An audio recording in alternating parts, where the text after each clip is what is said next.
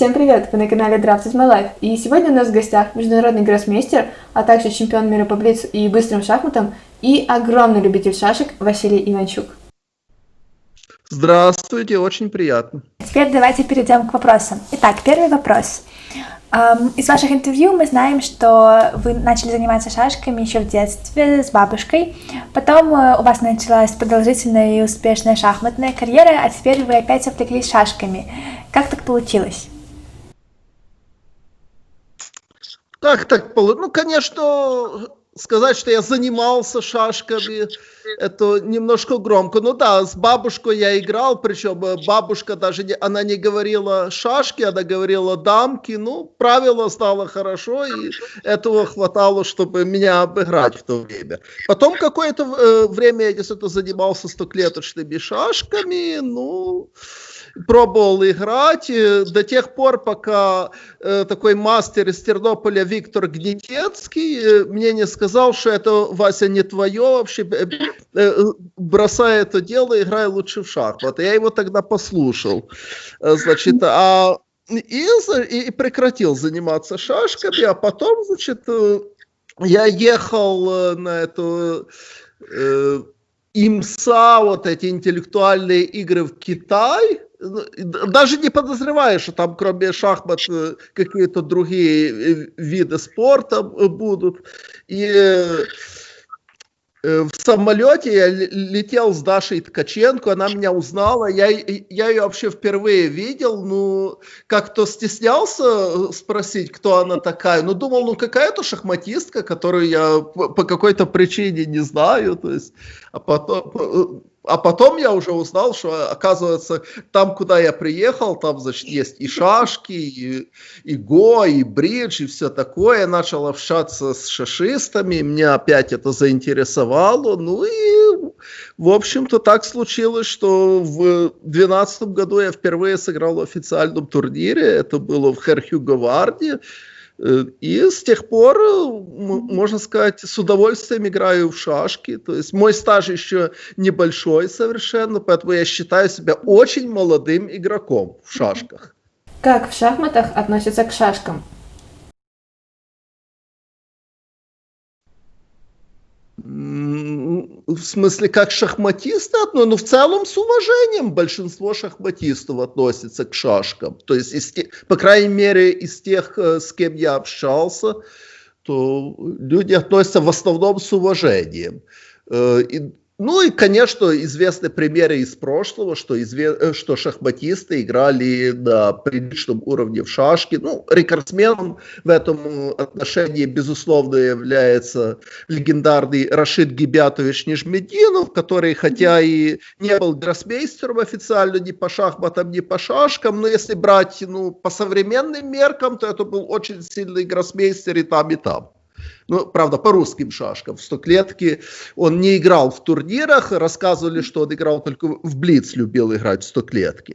Ну и другие есть известные примеры, что там Ласкер играл в шашки, Боголюбов играл в шашки, потом Тартаковер и Рубинштейн играли в шашки, Ливенфиш Григорий очень прилично играл в шашки, и Давид Бронштейн, так что Котов Александр тоже, так что были люди, и вполне возможно, что кто-то из этих людей играл и существенно сильнее меня, ну, я имею в виду в русские шашки, потому что в стоклетке они вроде так не играли. Ну, в стоклетке еще Филидор играл, но это уже совсем другое время, и он не только играл хорошо, но еще учебник там выпустил на то время по стоклеточным шашкам.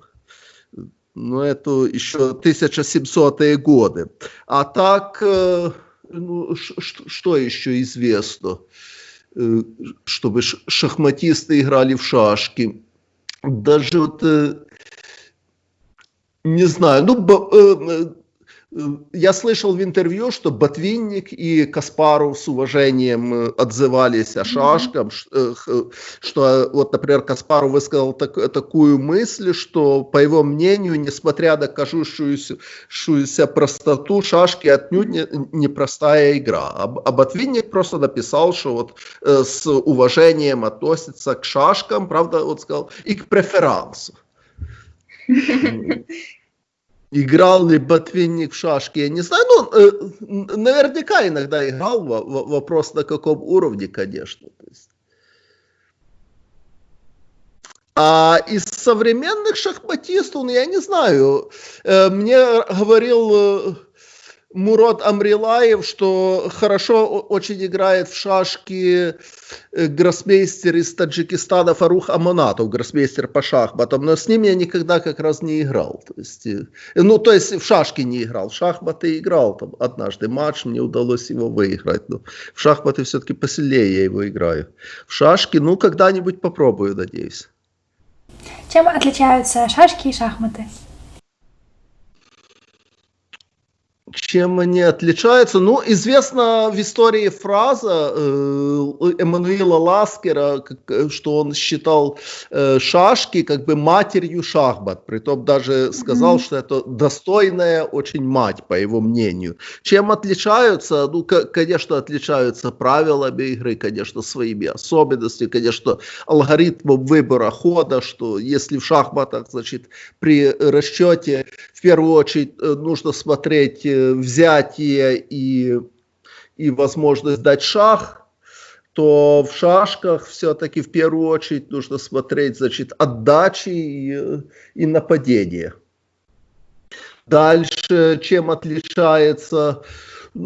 конечно, еще шашки отличаются тем, что в отличие от шахмат, которые одинаковые во всем мире, шашки имеют очень много разных видов. Почти в каждой цивилизованной стране есть свой вид шашек. Это тоже вносит свое своеобразие, что мне довелось играть в турецкие, и в чешские, и в испанские, и в бразильские, русские, в фрисландские и так далее. То есть, это тоже интересно. И, безусловно, отличается мое восприятие, потому что если в шахматах я ощущаю себя как бы профессионалом высокого уровня, то в шашках как бы в какой-то мере я чувствую себя новичком, и мне очень интересно учиться и познавать новые, то есть стараться понимать эту игру все глубже и глубже. Почему важна физическая подготовка в шашках и шахматах? Это не только в шахматах и в шашках, потому что вообще там, где есть спортивные соревнования, то есть физическая подготовка очень важна, потому что иначе мозг будет в какой-то момент просто выключаться, и в результате даже очень сильный игрок может делать совершенно как бы примитивные ошибки. И со спортивной точки зрения это, безусловно, не способствует достижению успеха. Поэтому, если действительно нацеливать себя на успех, то, конечно, физическая подготовка очень важна. Кроме того, безусловно, физическая подготовка важна не только для достижения успеха, а для того, чтобы вообще чувствовать себя в тонусе, чтобы иметь силу, энергию, чем бы человек ни занимался. Даже если он не спортсмен, то уделить внимание своей физической подготовке в любом случае полезно. Что для вас значит шашки и сколько времени вы им сейчас уделяете?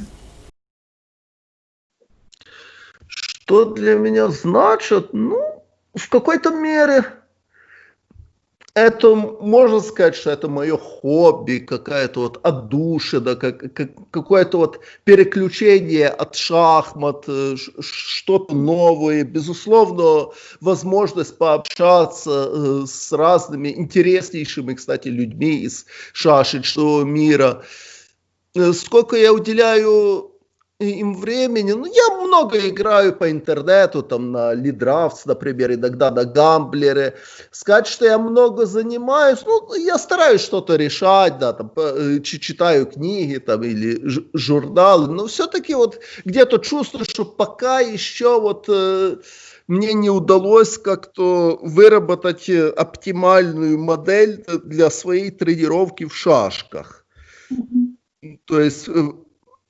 Я в поиске, то есть я чувствую, что где-то я еще должен что-то сделать, что я пока что не делаю для какого-то дальнейшего прогресса.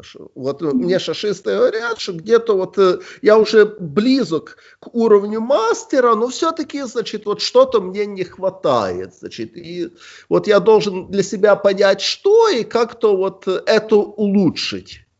На днях вы играли в турнире «Легенды шахмат» и заняли достойное 5-е место. Как вы относитесь к онлайн-формату проведения турниров? Ну, могу сказать, что была отличная организация турнира. То есть я доволен, что сумел принять участие в столь сильном турнире. И, в общем-то, почувствовал, что никому, по большому счету, не уступаю. То есть, если бы еще вот с функциями ЧС-24 разобрался не за 3 тура до конца, а перед началом турнира, ну то в четверку попадал автоматом, можно сказать. Ну, это если бы, ну, так же будет наука на будущее. Но в целом я могу сказать, что этот турнир мне очень придал как бы уверенности в себе, как шахматисте. Какую цель вы преследуете в шашках? В шашках, ну, даже не знаю, какую цель. Ну, конечно, я хочу стать мастером, может, потом и гроссмейстером. Ну, то есть мне хочется, главная цель – это улучшать свой уровень. То есть с каждым как бы турниром играть все сильнее и сильнее. То есть насколько высоко я смогу забраться, не знаю, но, по крайней мере, мне это очень интересно. То есть как-то и это меня не напрягает. То есть, но я чувствую, что вот именно для дальнейшего прогресса как-то вот нужно модернизировать свои шашечные тренировки, сделать как-то их более систематичными, и тогда вот, мне кажется, я смогу играть реально сильнее. Почему шахматы считаются элитным видом спорта, а шашки же все относят к легкой игре? Ну, это смотря в каком обществе, извините. Я лично никогда так не считал, и так, чтобы я слышал такие мнения от людей, ну, не слышал. Ну, то есть не общался я с таким обществом, которое вот так вот считает. То есть. Что мне кажется, ну, что и та, и другая игра, то есть имеет свою глубину, историю, теорию, красоту, в конце концов. То есть обе игры заслуживают, ну, очень большого уважения к себе. Собираетесь ли вы в будущем играть в важных международных шашечных турнирах? Да, собираюсь. Ну, не знаю, правда, насколько в ближайшем будущем в связи с коронавирусом, но да, мне это очень интересно. Даже вот так думаю, что если все будет в порядке, то, может быть, поеду на чемпионат Европы в Анталию в октябре играть. Ну, это посмотрим по ситуации. Я не имею в виду тут шашки, конечно, это скорее ситуация в мире, ситуация с самолетами и прочее. А так вообще с большим удовольствием, причем, ну, пока у меня лучше всего получается фрисландские шашки, но я думаю, что и в других видах шашек я смогу достичь успеха. Вот в шахматах вы точно умеете представлять доску в уме, а вызывает ли вас это трудности в шашках? В шашках 64 никаких абсолютно трудностей. То есть, если бразильские или русские, запросто могу и решать в уме, представлять, анализировать, играть вслепую. В стоклетке, конечно, намного сложнее. То есть, могу это делать, но это требует значительно больших усилий. То есть, сказать, что вот свободно это делать могу, пока что нет. То есть, но хочу научиться, конечно. За каким матчем вам будет интереснее наблюдать? За матчем Карлсон против победителя турнира претендентов или за матчем Баумштра-Георгиев? И за кого вы будете болеть? Значит, Карлсон, ну, тут все-таки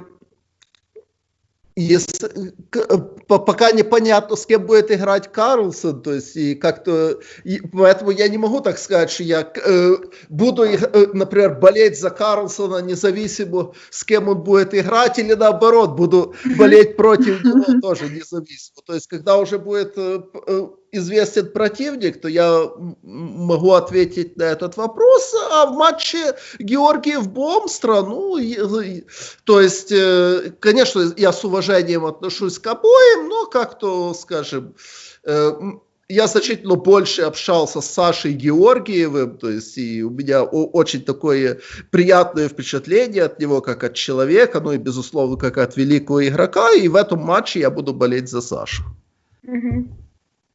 Почему женщины играют слабее мужчин как в шахматы, так и в шашки? Да я вообще-то так не думаю. То есть, я не считаю, что женщины играют слабее мужчин. То есть, тем более сейчас, может, просто скорее их меньше вот, играют в шашки и в шахматы. То есть в массе их просто меньше. Но сейчас... В настоящее время, то есть очень много есть как сильных шашисток, так и сильных шахматисток, с которыми даже элитными гроссмейстерами бороться непросто. Так что я просто так не считаю.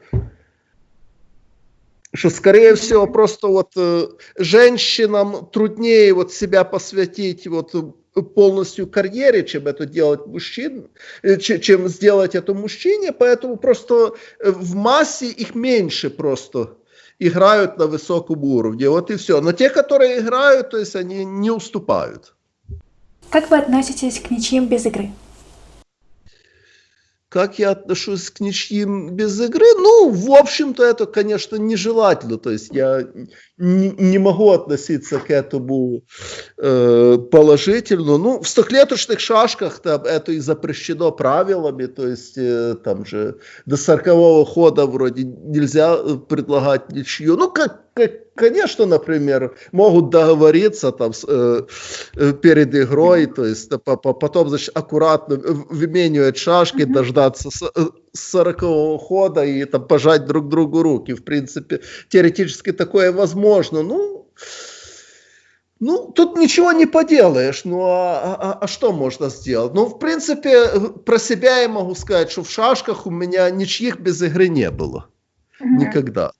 В шахматах, ну, это было такое, ну, по крайней мере, это было достаточно давно. То есть сейчас стараюсь и этого тоже не делать. Но если уж делать, то лучше, ну, чтобы уже люди видели, что это ничья без игры, а не действительно ломать комедию там и устраивать целый цирк, чтобы потом кто-то там анализировал эти партии.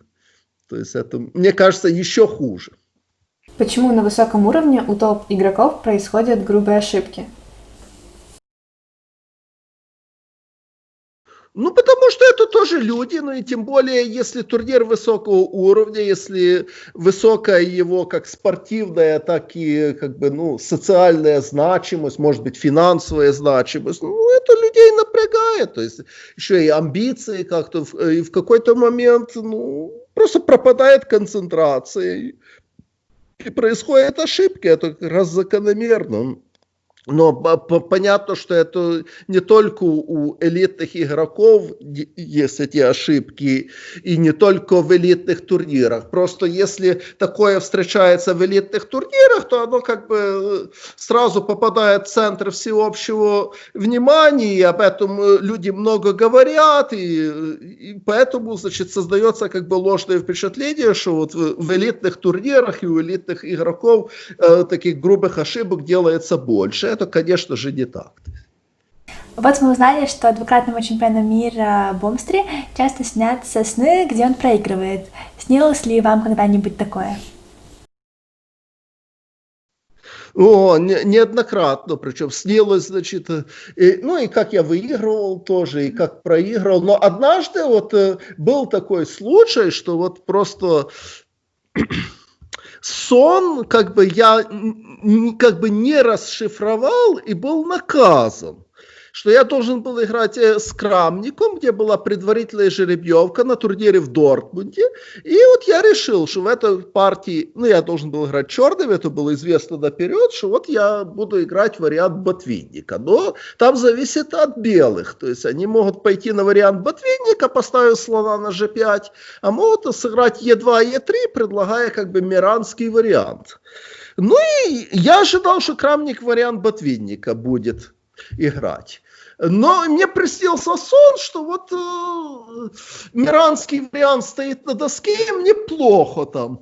Но я решил, ну, какая-то ерунда, ну, мало что ли может присниться. Ну, и вот я вышел на партию, действительно, был миранский вариант, и я проиграл эту партию в 19 ходов, потому что, оказывается, я пошел на вариант, которого не знал, а соперник знал, причем знал из-за того, что присутствовал при совместном анализе партии Халифман Дреев. И Дреев ему вот показал, как бы, вот, опровержение до последнего хода того, что я играл. Так что влип по полной программе. С тех пор, когда что-то снится, то значит, я стараюсь более внимательно к этому относиться. Значит, это какая-то подсказка, значит, вот я должен внести коррекцию, если я планирую там какой-то дебютный вариант или что-то такое вот. То есть игнорировать такие вещи нельзя, потому что тут во сне работает подсознание, а для шашиста и для шахматиста это очень важно. Что должны делать люди, чтобы шашки приблизились по популярности к шахматам? Чтобы шашки приблизились по популярности в шахматах. Ну, тут, конечно, очень много зависит именно от руководства, от вот, президента, там, Всемирной шашечной федерации, национальных шашечных федераций. То есть, ну и, конечно, играть хорошо, значит, всяческими способами пропагандировать шашки, так как это делаете замечательно вы, так как это делает Юра Аникеев, так как это делают голландцы, например, Сипма тот же, там, и другие. Ну и просто красиво играть, значит, давать интересные интервью, значит, проводить уроки. То есть я считаю, что это вопрос очень недалекого будущего, что шашки станут столь же популярны, как и шахматы. Помогает ли наш канал развивать шашки? Хотя, в принципе, вы уже ответили на этот вопрос. И как, по вашему мнению, мы могли бы улучшить наш контент? Ну, наверное, мне бы хотелось видеть вот действительно глубокие комментарии к партиям на таком общедоступном уровне. И чтобы вот шли комментарии, и чтобы потом вот, например, вот на этом форуме или в чате там, значит, люди могли задавать вопросы, что кому вот интересно или непонятно, чтобы не просто вот посмотрели, там, врубили программу, проверили и все, а вот чтобы как-то вот действительно люди ощущали, что это человеческая игра, что это, значит, вот можно слушать ваш комментарий и просто вот развивать свои навыки, то есть вместе с вами стараться глубже вникать в позицию, понимать, что грозит где-то, ощущать, где можно провести комбинацию, а где она, скорее всего, не проходит и так далее. Чтобы вот просто вот люди получали удовольствие от познания этой вот просто по-настоящему удивительной игры. Спасибо вам, что ответили на все наши вопросы, и желаем вам добиться абсолютно всех ваших целей, как в шашках, так и в шахматах. Уже проиграл. Я понимаю, но... нет. Могу и не проиграть. Нет.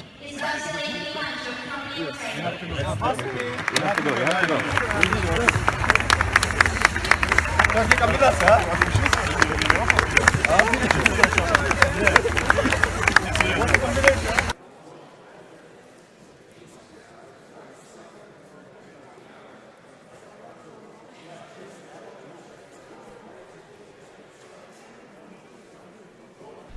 Congratulations to the winners. Now we will proceed with the Blitz Championship.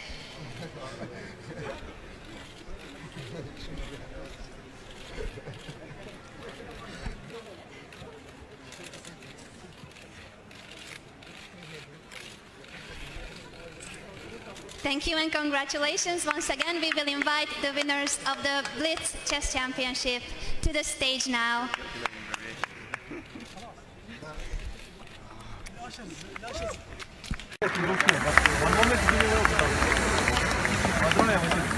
Что, нажимайте мой ход. А что случилось, блин? Часы, все. Рефери, а?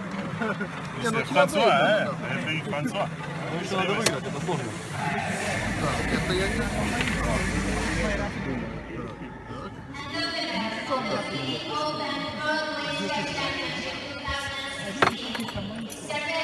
Что ты сделал?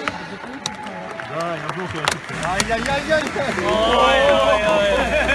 Я чувствовал, что опять I lost.